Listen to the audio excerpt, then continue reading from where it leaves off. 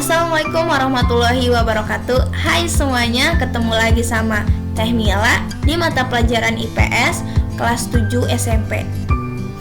Kalian kelas 7 kan? Iya, cocok. Jadi sekarang materinya adalah mengenai interaksi sosial.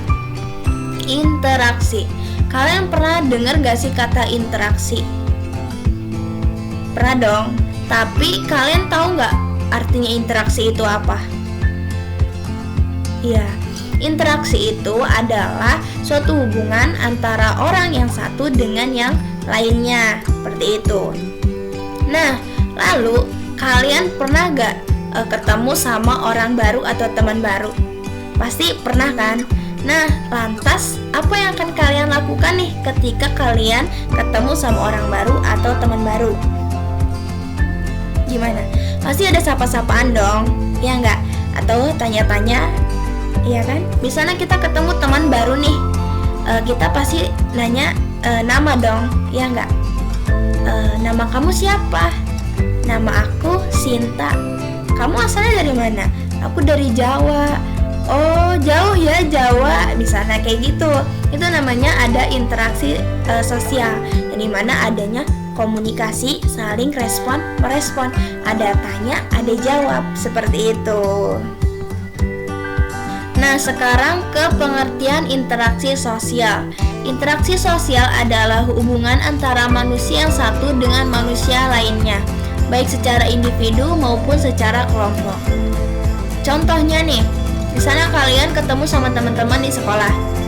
Nah, kalian pasti ada ngobrol dong sama teman-teman, entah itu curhat-curhatan, entah itu nanya tentang PR atau tentang pelajaran, atau juga bisa bertukar informasi nih misalnya. Nah, itu namanya interaksi sosial. Jadi kenapa itu disebut interaksi sosial? Karena ada namanya komunikasi. Ya, komunikasi ada tanya jawab, ada saling respon merespon, itu namanya interaksi sosial kayak gitu. Nah, manusia itu ya, namanya manusia itu makhluk sosial. Jadi makhluk sosial yang dimana makhluk yang tidak bisa berdiri sendiri.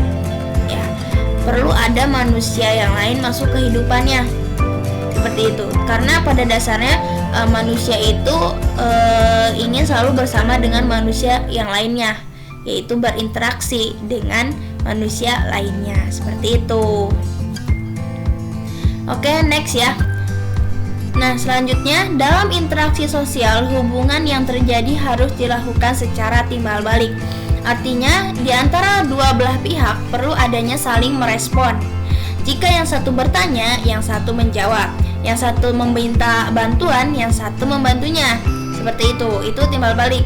Nah, manusia dalam berinteraksi sosial itu sangatlah penting karena untuk memenuhi kebutuhannya. Nah, kebutuhan seperti apa? Yaitu kebutuhan pokok. Kebutuhan pokok itu ada sandang, papan, pangan.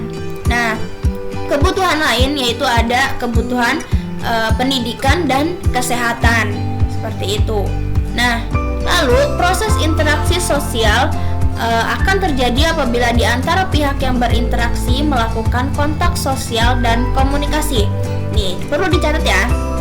Jadi, kontak sosial dan komunikasi merupakan syarat dari adanya interaksi sosial.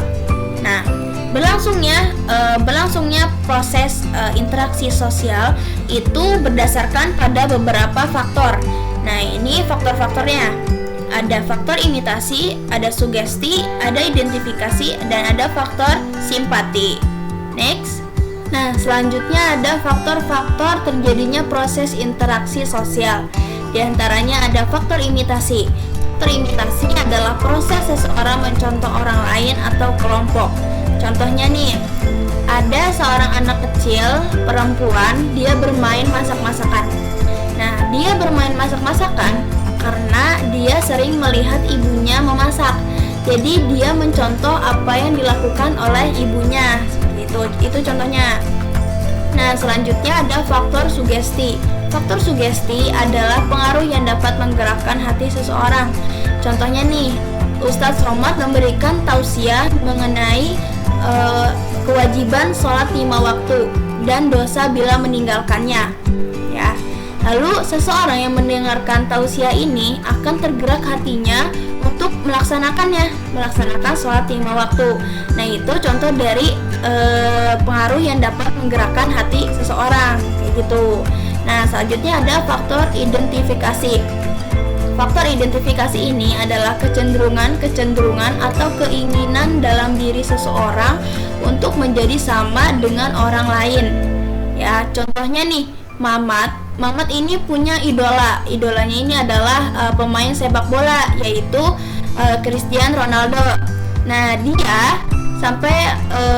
dia tuh ngidolain banget Cristiano Ronaldo sampai dia mengikuti perilaku atau gaya Cristiano Ronaldo. Itu seperti itu, kecenderungan untuk menjadi sama dengan orang lain, seperti itu.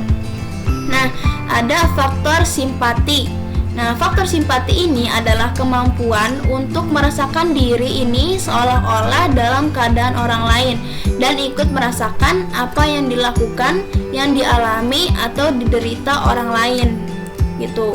Contohnya ada teman yang terkena musibah, maka kita ikut merasakan apa yang ia rasakan, gitu, dan berusaha untuk membantunya, gitu. Sampai di sini paham ya? Ya, jadi kita ikut merasakan apa yang dia rasakan. Misalnya sedih, kita ikut sedih, bukan dia sedih kita ketawa, enggak ya. Itu artinya simpati, ya, ikut merasakan apa yang dia rasakan, seperti itu. Nah, sampai di sini materinya cukup sampai di sini. Lalu jika ada pertanyaan, silahkan bertanya dan tanyakan di WA. Bisa langsung PC ke Teteh atau lewat grup, gitu ya. Terima kasih. Semangat. Wassalamualaikum warahmatullahi wabarakatuh.